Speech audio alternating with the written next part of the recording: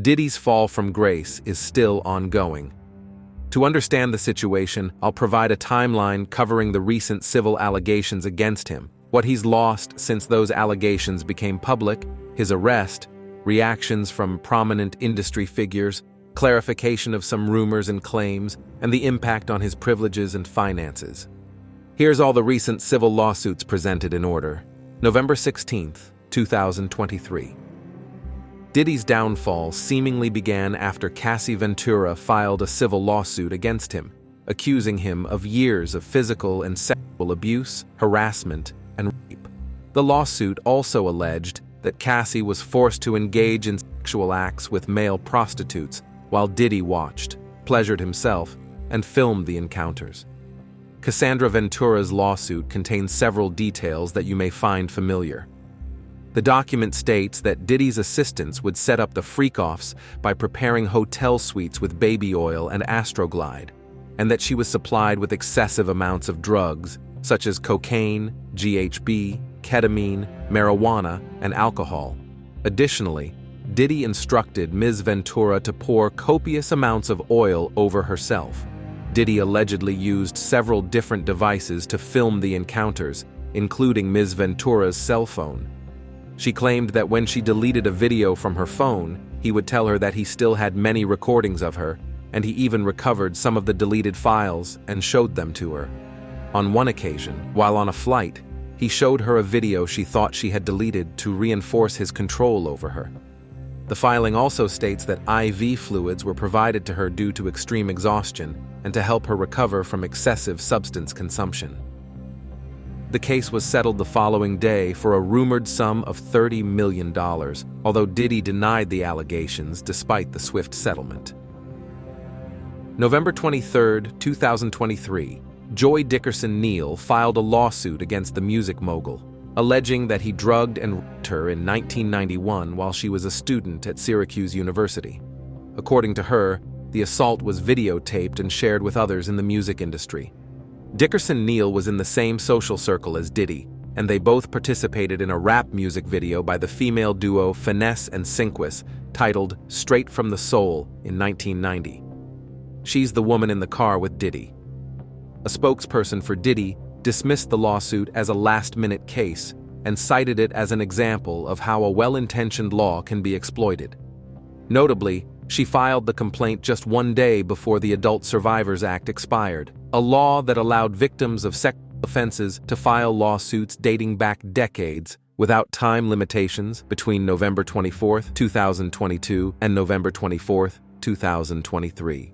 On the same day, Liza Gardner also filed a complaint, claiming she was raped by Diddy and songwriter Aaron Hall during an after-party in the early 1990s following an MCA Records event. According to Gardner, the assault occurred at Hall's apartment, where she was offered drinks and coerced into having sex with Diddy. She alleges she was then forced to do the same with Hall immediately after. Gardner further claimed that the two men began assaulting her friend in a similar manner after they were finished with her. Days later, both women were reportedly tracked by Diddy, who was allegedly worried they would reveal the ordeal to his then-girlfriend, very likely Misa Hilton. Gardner stated that Diddy choked her to the point of unconsciousness during the incident. A spokesperson for Diddy responded to the allegations, stating, "These are fabricated claims falsely alleging misconduct from over 30 years ago and filed at the last minute. This is nothing but a money grab. Because of Mr. Combs' fame and success, he is an easy target for anonymous accusers who lie without conscience or consequence for financial benefit. The New York legislature surely did not intend or expect the Adult Survivors Act to be exploited by scammers. The public should be skeptical and not rush to accept these bogus allegations." December 6, 2023. A woman, identified only as Jane Doe, filed a lawsuit against Diddy, his associate and former Bad Boy president Harvey Pierre, and a third individual, alleging that she was gang raped by them in 2003 when she was just 17 years old. According to the lawsuit, Pierre approached her in a Michigan lounge and convinced her to take a private jet to New York, where she was taken to a recording studio. It is claimed that Diddy gave her large amounts of drugs and alcohol before directing her to the bathroom, where she was assaulted by the group. In response to the allegations, Diddy publicly addressed the issue on Instagram, stating, "Enough is enough. For the last couple of weeks, I have sat silently and watched people try to assassinate my character, destroy my reputation and legacy. Sickening allegations have been made against me by individuals looking for a quick payday. Let me be absolutely clear. I did not do any of the awful things being alleged. I will fight for my name, my family, and for the truth." February 26, 2024.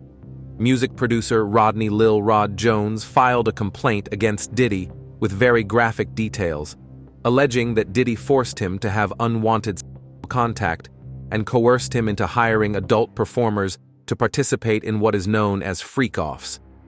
Jones claims he was inappropriately touched multiple times by Diddy and that he tried to groom him into engaging in intimate acts with other men.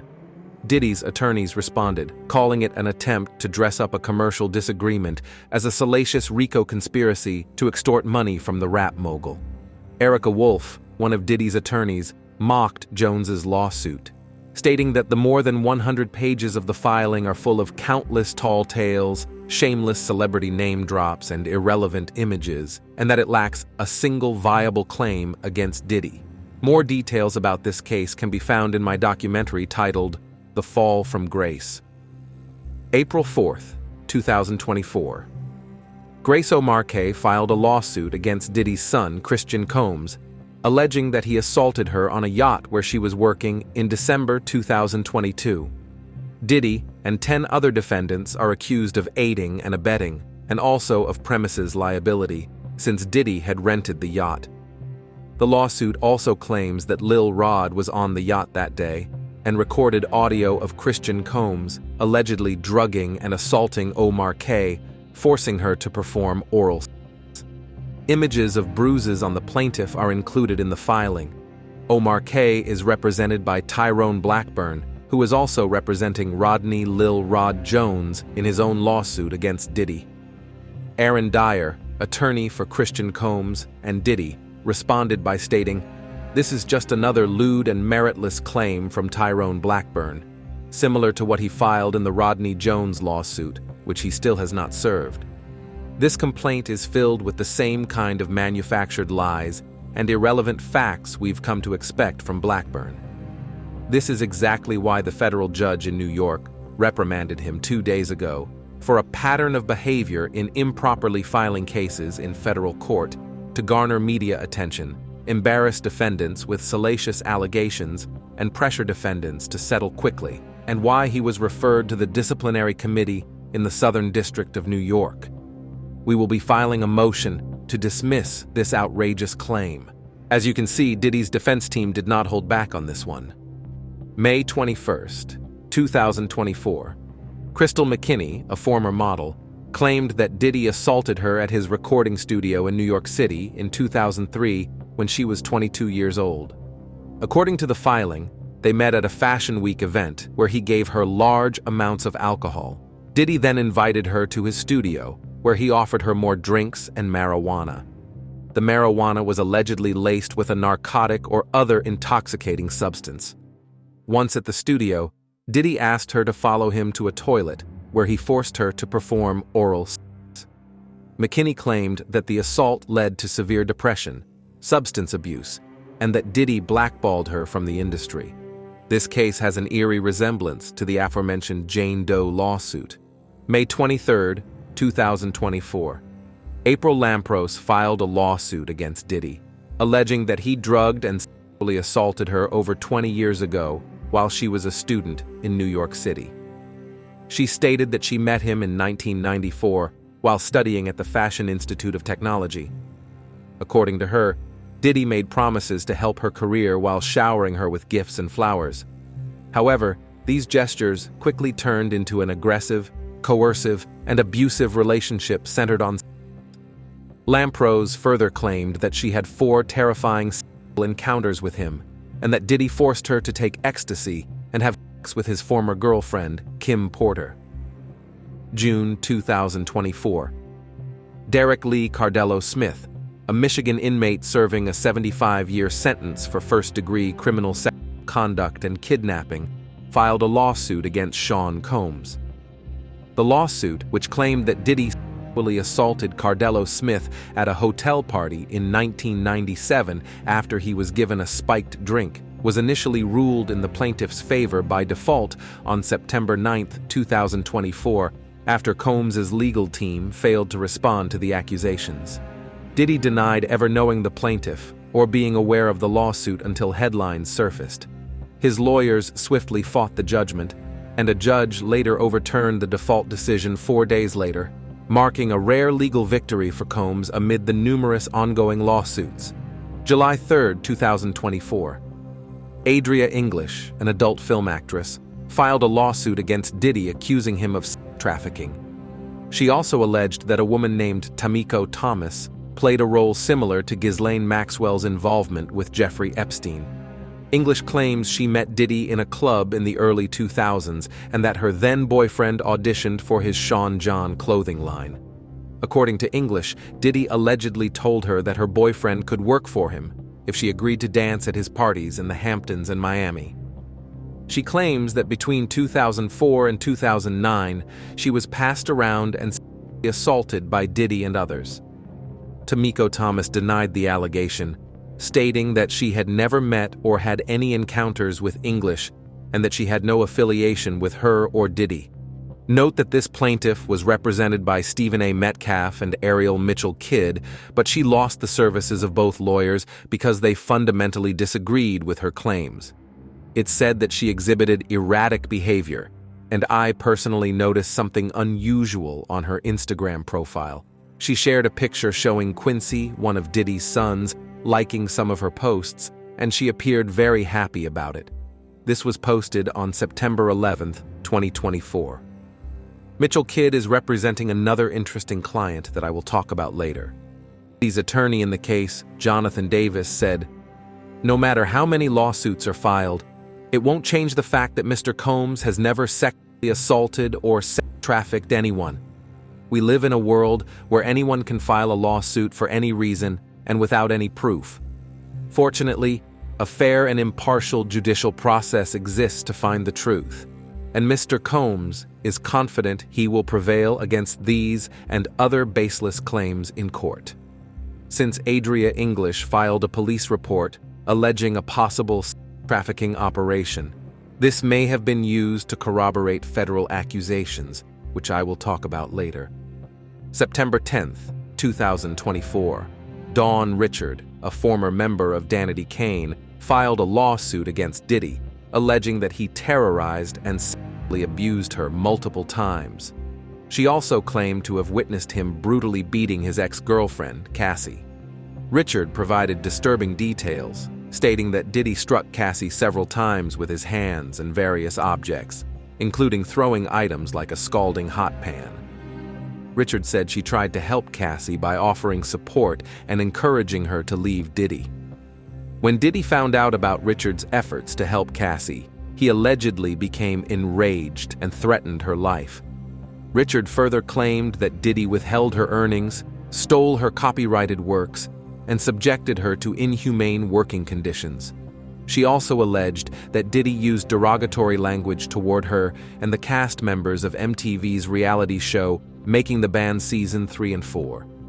According to Richard, Diddy denied them basic necessities like food, water, and sleep, while saying things like, "You don't want this," or "I'm paying you to work."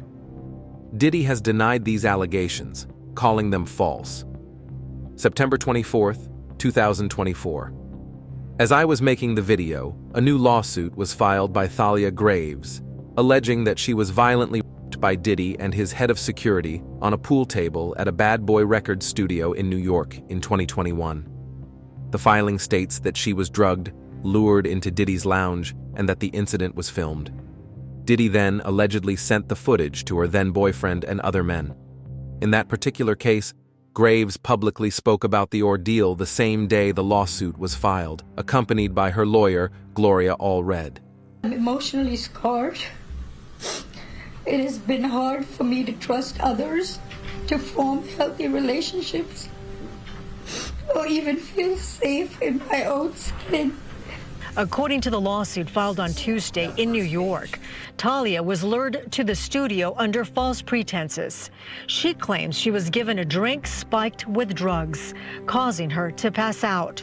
When she woke up, Thalia says she was restrained and being brutally assaulted by Diddy and his bodyguard. Flashbacks, nightmares, and intrusive thoughts make me feel like it's a constant struggle. In 2023, Thalia says she found out the rape had been recorded and through the years had been distributed to multiple people. Defendant Combs and another defendant published and/or disseminated the videos without plaintiff's knowledge or consent.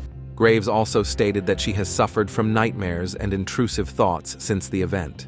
Her boyfriend was an employee at Bad Boy Records, which could explain her presence at the studio during the alleged incident. September 27, 2024. A 12th lawsuit has been filed in New York against Sean Combs by another Jane Doe. She claims that Diddy drugged her and sexually assaulted her multiple times without her consent while she was unconscious over a period of 4 years, beginning in late 2020, and that she even became pregnant. The lawsuit also states that she was given ketamine, which affected her ability to stay awake and caused her to black out. She added that her phone and location were monitored and that he discouraged her from working, offering to pay her an allowance instead. As you can see, a pattern in the allegations against the music mogul is starting to become obvious. Things might get far worse for him. Ariel Mithcell-Kidd, an attorney representing another imminent plaintiff, revealed that Diddy filmed a sexual encounter without her client's knowledge. This time, the victim is reportedly an A-list celebrity. The tape was allegedly used to blackmail the victim, forcing her to purchase it before it became public. You're saying that there's tapes and they're being shopped? Yes, there have been people already shopping. We've heard about the tapes, but yes. The shopping thing is yes, new. there already have been tapes leaking around Hollywood, being shopped around to individuals in Hollywood, but one particular person contacted me to shop a particular video they were in possession of and to contact the person who was in the video to see if they were interested in purchasing the video before it became a public knowledge. I've heard this before, so like a catch and kill. Catch and kill, correct. Wow, can you, and I guess you can't reveal the person who is on No, this I can't tape. explain who the person was, but Mr. High profile? Mr. Combs was in the tape, and this other person is, I would venture to say, more high profile than Mr. Combs. Really? Really? And you've seen it? I've seen stills of the video. Okay. So you can verify that it exists, that it's real, that the other person in the video is very visible. It's no question if it's that person in the video, and I can tell the video was in nature. Oh my. Mithcell-Kidd also stated that Diddy's tapes have been circulating in Hollywood for quite some time. The incident reportedly took place in 2018 at Diddy's Atlanta home while he was still at the top of his game. Apparently, it's common for tapes involving celebrities to circulate within Hollywood, especially what I will call the Diddy tapes. A police report has been filed, and the celebrity is said to be from Northern California. The county involved in the case with Mithcell-Kidd required a subpoena to release the police report, which the lawyer indicated is a federal violation, hinting at a possible cover-up. When you were on our show last week, you said the police were working with you on this case. You wanted to get the report. We talked about this. You said things were going smoothly, but now it's not. So when did that change? Last night, actually. Wow. I got an email from them, the county, not the city police, that then said I needed a subpoena to get the records, which I think we all know about Freedom of Information Act, which requires a public information be given freely. That's why it's a federal law. So I've never experienced in any situation where I have been told I needed a subpoena to get public information. I was floored, I was shocked, and it was apparent to me that some type of cover-up is going on. As you can see, the lawsuits keep piling up, but things keep getting worse for Diddy. Despite denying the allegations, CNN released a disturbing video showing Diddy beating Cassie in a hotel in 2016 after she allegedly tried to escape from a freak-off session.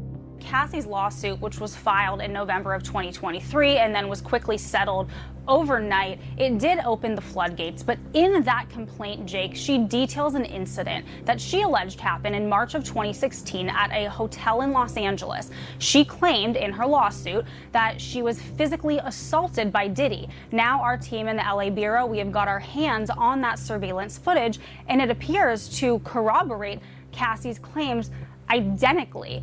Really, Jake, the lawsuit lines up with exactly what we are seeing. So let's take a look.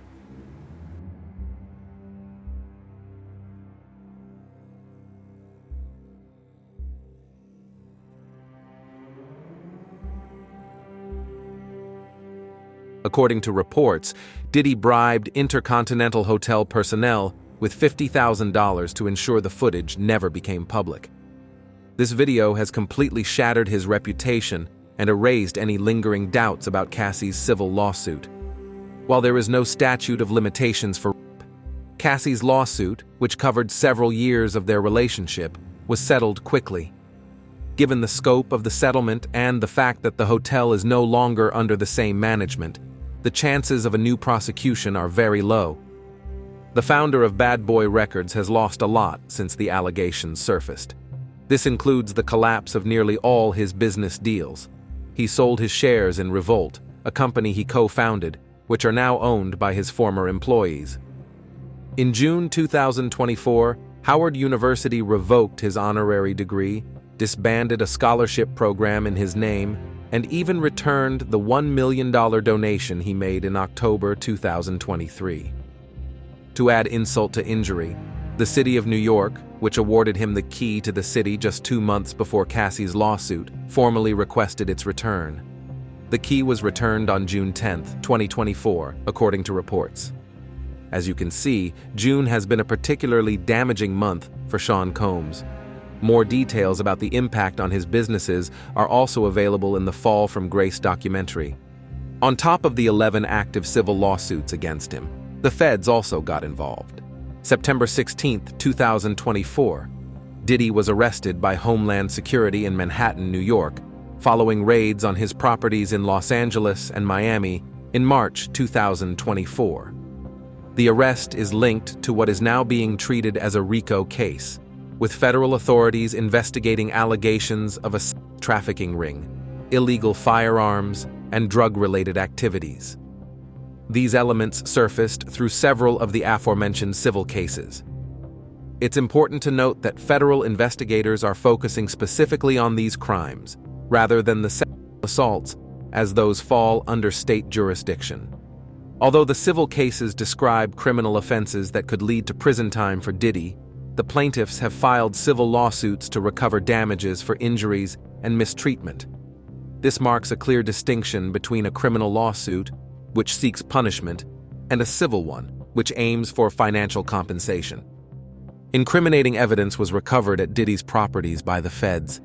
During the raids, authorities reportedly found 1,000 bottles of baby oil and lubricants, hundreds of sex toys, bondage gear, 3 AR-15 rifles with erased serial numbers, hidden cameras, and extensive footage of what were described as freak-off parties.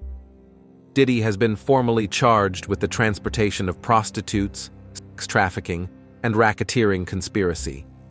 Many members of Diddy's staff and security teams were reportedly complicit in these activities, according to the U.S. Attorney General for the Southern District of New York, Damian Williams. Now, Combs did not do this all on his own. As I mentioned, Combs has been charged with RICO conspiracy. He used his business and employees of that business and other close associates to get his way. Those individuals allegedly included high-ranking supervisors in the business, personal assistants, security staff, and household staff. The indictment alleges that those individuals facilitated the freak-offs. They booked the hotel rooms and stocked them with the supplies, including drugs, baby oil, personal lubricant, extra linens, and lighting. When the hotel rooms got damaged, they helped clean it up. Their involvement is believed to have played a significant role in facilitating the operations under investigation. According to the indictment, the freak-offs often lasted for days, leaving victims in such a state of exhaustion that they reportedly required IV fluids to recover. The federal indictment contains several elements previously mentioned in Cassie's lawsuit, strongly suggesting that the feds collaborated with her legal team and possibly other plaintiffs to build their own case. The investigation is ongoing, and more arrests and charges could follow, potentially including other high-profile celebrities. U.S. Attorney Damian Williams stated that he is not taking anything off the table. Speaking of federal indictments, the mayor of New York, Eric Adams, who had presented Diddy with the key to the city, was also indicted and charged with bribery and fraud just days after the music mogul's arrest by the same district. It's clear that U.S. Attorney Damian Williams is not playing around. October 1st, 2024. As I was finishing the video, things escalated to unprecedented heights. Texas-based attorney Tony Buzbee revealed that Sean Diddy Combs and his accomplices face 120 new allegations of sexual assault. During the press conference, Buzbee hinted at the existence of a vast network of sex trafficking within the entertainment industry, involving several other high-profile individuals. The plaintiffs are composed of 50% men and 50% women, with 25 alleging they were minors when the incidents occurred. The biggest secret in the entertainment industry that really wasn't a secret at all has finally been revealed to the world. The wall of silence has now been broken, and victims are coming forward. Our team has had at this point more than 3,285 individuals contact us with people claiming to have been victimized by Sean Combs. After vetting, we now represent 120 individuals who intend to bring civil claims in civil court against Sean Diddy Combs, as well as claims against many other individuals and entities that we will name as defendants as we file these individual cases. I expect that through this process, many powerful people will be exposed. Many dirty secrets will be revealed. We know what we are potentially up against. For each, we ask for the identity of witnesses. We also have collected pictures, videos, texts. We check venues, we check dates. We want to corroborate that the claims being made have legitimacy and merit. You should know that several of the individuals, and when I say several, I mean many, who did in fact seek medical treatment were drug tested, and drugs were found in their system, weird drugs that you probably never heard of. One in particular that continues to pop up is a drug called xylazine or trank, which based on our research is known as a horse tranquilizer. Thinking or hoping, or perhaps believing that I may start naming names. That day will come, but it won't be today. The day will come when we will name names other than Sean Combs, and there's a lot of names. It's a long list already. And of course, I already know who some of these individuals are, but because of the nature of this case, we're going to make damn sure that we're right before we do that. But the names that we're going to name, assuming that our investigators confirm and corroborate what we've been told, are names that will shock you. These are individual cases. There are indeed other perpetrators involved. They will be revealed when that particular individual case is ready to be filed. They already know who they are. And I'm talking here about not just the cowardly but complicit bystanders. That is, those people that we know watched this behavior occur and did nothing. And I'm talking about the people that participated, encouraged it, egged it on. They know who they are. These people who know who they are should just come forward now. I would imagine, as we speak here, there are a myriad of people who are very nervous. You can't hide skeletons in the closet forever. I would expect there are many people out there right now who are desperately searching their memories as they delete their texts and data. What about the celebrities and prominent figures in the music industry? It may seem like no celebrities are speaking out against Diddy since the allegations surfaced, but that's not entirely true. 50 Cent has been trolling him on Instagram for months, and even mentioned in an interview that he was aware of Diddy's unusual activities with his ex-girlfriend Cassie. The law firm Grubman, Shire, Meiselas & Sachs, which had represented Diddy for over 20 years, cut ties with him after their high-profile client Lady Gaga allegedly threatened to leave if they continued defending him. Diddy had a close personal relationship with some of the lawyers. The law firm confirmed cutting ties with Diddy, but denied the rumor that it was due to pressure from Lady Gaga, and her legal team also denied any involvement. In a separate interview, The Game claimed that Diddy once tried to put a contract hit on Drake a few years ago. Meanwhile, Diddy's former girlfriend, Young Miami, has denied any involvement in illegal activities or being mistreated by him. She expressed disappointment in many friends who distanced themselves as rumors about her possible role circulated. I said I was going to tell my truth. I think that it really hurt me because I just feel like, Puff was a really good person to me. I feel like he came and he helped me and, he elevated me and he saw a lot of things in me. When all of these things came out, I just needed to take a break and focus on what's important. It was just me and my career and my family and just, let him navigate and figure that out on his own because I can't get caught up in that. In essence, she has dissociated herself from Diddy amidst the controversy. Kevin Liles, Warner Music Group's executive vice president, resigned just a day after Diddy's arrest. Liles, who worked for Warner since 2004 and housed Sean Combs' Bad Boy Records, had previously been vocal in defending Diddy amid the recent allegations and civil suits. According to TMZ, several other executives have also stepped down following a massive shakeup inside Warner Music after Diddy's indictment. This situation could take a much more dramatic turn in the coming months. It is true that singers Usher and Pink deleted almost all of their posts on X. Usher claimed his account was hacked, addressing rumors related to the ongoing investigation into Diddy. Usher has known Diddy since he was a teenager, so their connection fueled speculation. However, Pink deleted her posts months before the scandal, and she confirmed it on Instagram. She has no known ties to Diddy. Gene Deal, a former bodyguard of Diddy, accurately predicted when the music mogul would be arrested and has been giving numerous interviews providing insight into the Bad Boy Records founder. He hinted that Diddy may have known about Biggie Smalls' impending murder in LA and, like many others, believes Diddy might also be blamed for Tupac's murder. Deal wrote 2 books about his former career titled My World of Bodyguarding a Hip-Hop Star, The Last Big Night and Life After Death When Bodyguarding a Hip-Hop Star. I also cover the East Coast-West Coast beef in the documentary. I strongly suggest that you focus on the significant dates surrounding both rappers' deaths. It doesn't stop there.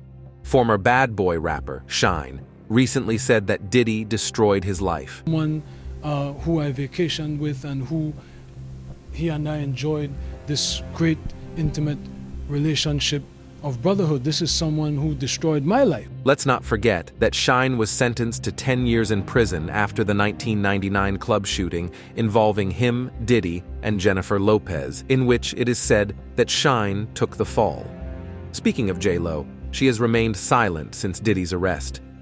Additionally, a 2014 footage from Keeping Up with the Kardashians has resurfaced, where Khloe Kardashian mentioned attending a party hosted by Diddy. She revealed that many attendees were butt naked and added that Justin Bieber was also there. So who was with you this weekend? A bunch of my friends. Diddy, Quincy, Justin Bieber, so far French so good. Montana. Do you even know half the people you're naming? No. She didn't go to bed. I haven't been to bed yet. You haven't? I want to be Clay when I grow up, Court. I got on a plane at 5:30 a.m. Go to this party. I think half the people there were butt naked. You would have loved it. Note that the Kardashian-Jenner clan had strong ties with Diddy. I have a few videos about the Kardashians and their business ventures if you're interested in knowing more about them. In September 2024, Touré made a return to MSNBC and revealed more information about Cassie. My friend, talk about more that you learned about what led to Diddy's downfall. Well, you know, Cassie was recording an album for about 10 years. She made a ton of songs, she made collabs, she had producers. She thought she was actually working on an album. That was ultimately a giant pacifier to keep her happy while Diddy was actually using her for other things, right? For the freak-offs that we're talking about. The album never had a release date. It was never really going to come out. He was just using her for that purpose. So that's part of where you get into racketeering, that there's all these people that he's using in a business context to have her at his beck and call in this other nighttime context. And it's really disgusting, and he really robs her of her spirit and her time that she could have used to become a great artist. What could happen to other high-profile celebrities who were witnesses or involved with Diddy and these freak-offs, and possibly even crimes? According to Law and Crime Network, it's possible that some of them may have already provided information to federal authorities to avoid getting indicted, and we just don't know it yet. Many other interesting things were discussed during an interview with former prosecutor Eva Sullivan. Do you think that those conversations are happening behind the scenes? Do you think celebrities right now, through their legal teams, are meeting with prosecutors and giving information? Absolutely. This P. Diddy's conduct was going on for over decades, over 10 years, we know for sure. So it's very likely that the prosecutors are meeting with people, building their case, and it may be the situation where the prosecutors actually don't want celebrities to reveal any information, because it could be a situation where in court, it really tanks your case. If, let's say, hypothetically, you had Ashton Kutcher or someone say, yeah, I was attending the freak-offs during these period of times. This is the conduct I observed. He makes that statement in the media. Then when prosecutors are preparing for that case, well, the defense has great cannon fodder for cross-examination. Right. Let's say Ashton Kutcher makes that statement a year before the case goes. The defense now has a year to think about how they're going to cross-examine that witness. Fair. And that could make the case a lot worse for the government. So there's a chance, correct me if I'm wrong, that they may have spoken with celebrities, but we'll never know that those conversations happened. Absolutely. Like if you look at the indictment itself, it's 14 pages. But what we don't see is there could be all the videotapes, any cell phone records, countless documents that they looked at in order to put together those 14 pages, as well as countless witness interviews. There's always a mountain of evidence in order to get to that point where you have an indictment. How do you get information from a celebrity like this? We're talking about the SDNY here. It's a high-profile prosecutor's office that is used to dealing with politicians, celebrities. They have mechanisms and things in place, I'm sure, to be able to interview J-Lo without the paparazzi and anybody knowing. I mean, you could probably get her in a blacked out car, take her, whether it's a loading dock or some designated area where people would not suspect a celebrity would drive into, have your agents meet her, take her up into a secret room, and have a conversation with her. Note that the celebrities mentioned here were used as examples by the Law and Crime Network, and there is no confirmation that they are linked to Diddy's current federal indictment. Some speculations and theories surrounding this saga certainly need clarification to have a better understanding of the situation. Speculation surrounding the death of celebrity coroner Ed Winter, who passed away not long after rumors suggested he was set to reopen the case of Diddy's former girlfriend Kim Porter, has been circulating for some time. However, there is no article or evidence confirming that Winter was involved in Kim Porter's case.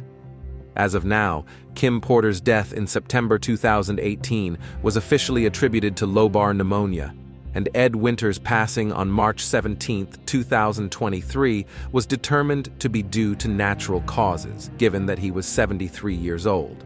While Winter investigated high-profile cases such as Whitney Houston, Paul Walker, and Michael Jackson, Kim Porter's cause of death is listed on the Los Angeles County Medical Examiner Coroner's website, affirming no foul play. Additionally, a memoir titled Kim's Lost Words, A Journey for Justice from the Other Side, allegedly based on diary notes, was released on Amazon on September 6, 2024, purportedly revealing details about Kim Porter's relationship with Diddy and hinting at foul play surrounding her death. The book became a bestseller on the platform for a few days. The author, Todd Christopher Guzzi, wrote the book under the pseudonym Jamal T. Millwood. In response, Porter's children, Christian, Quincy, Jesse, and Delilah, stated that the claim their mother wrote a book was simply untrue, and that any so-called friend speaking on behalf of their mother or family is not a friend, nor do they have her best interests at heart, just days after their father's arrest. Additionally, a member of the Breakfast Club's team reached out to a reliable source who confirmed that the book was fake and that the author had no ties to Kim Porter's family. The Associated Press noted that the book's preview was riddled with typos and errors. Amazon removed the book from their website on October 1, 2024. Jay Z and Beyoncé are silently feeling the effects of Diddy's indictment. The music icons were the subjects of speculation, claiming that they lost millions of followers overnight on Instagram due to their ties with Diddy. These claims were debunked recently by Social Blade, an American social media analytics website. The company stated that Jay Z has maintained around the same number of followers and that Beyoncé has gradually lost followers since March 2024, but certainly not overnight. In fact, Beyoncé gained around 56,000 new followers in September 2024. Despite this, their comment sections are still flooded with people accusing them of knowing about Diddy's alleged crimes, as they have been friends with him for years. It's important to note that Jay Z is also a very powerful figure, with a net worth of $2.5 billion, that he's now the one calling the shots for the Super Bowl performances, and that his wife is worth $760 million. Let me know in the comments section if you think that Jay Z is next. Here's the updates about the federal indictment. Amid the ongoing investigation, Diddy surrendered his passport to authorities. During a court hearing, his defense team proposed a $50 million bond using one of his properties as collateral.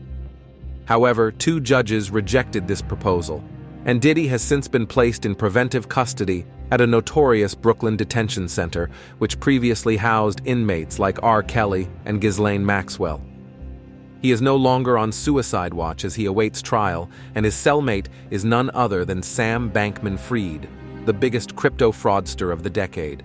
As of now, he has denied all the aforementioned allegations and has pleaded not guilty to the federal charges.